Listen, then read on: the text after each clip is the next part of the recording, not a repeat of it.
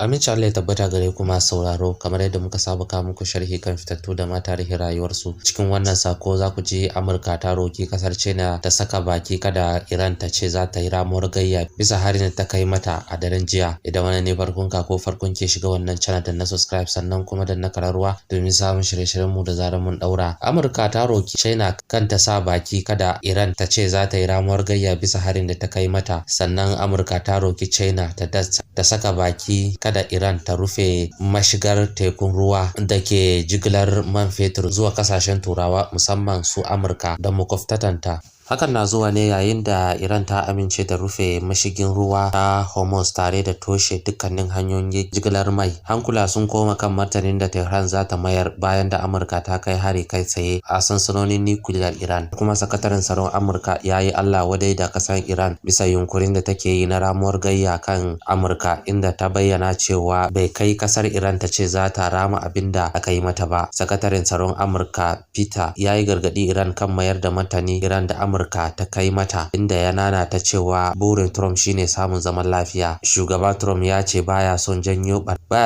barna, zaman lafiya yake bukata, kuma ya kamata Iran ma ta dauki bangaren jifete. Wasu manyan hafsoshin sojan Iran sun yi barazanar mayarwa Amurka martani mai tsanani kan hare-haren da ta kai. Kafofin yada labaran Iran sun saki wani bidiyo da ke nuna babban kwamandan sojin kasar Amir Hatami yana magana da wasu manyan hafsoshi a cikin wani daki tsare-tsare. A cikin bidiyon, Hatami ya ce duk lokacin da Amurka ta aikata laifuka kan Iran a baya sai mun samu martani mai tsanani, kuma wannan karo ma hakan zai faru. A wani bangaren kuma babban hafsin sojan Iran Abdurrahman Masouvi ya fitar da wata sanarwa inda ya ce Amurka ta bude kofar daukar kowane irin makami kan dakarunta, ya kare da cewa Iran ba za ta taba ja da baya ba. Haka zalika rahotanni sun nuna cewa Koriya ta Arewa na son baiwa Iran makaman kare dangi domin samun dawwammamiyar tsaro zaman lafiya, matakin da kan iya yin tasiri sosai ga tsaro da zaman lafiyar duniya. Wannan ci gaba ya haifar da damuwa game da yiwuwar yaduwar makaman nukiliya da kuma tsarin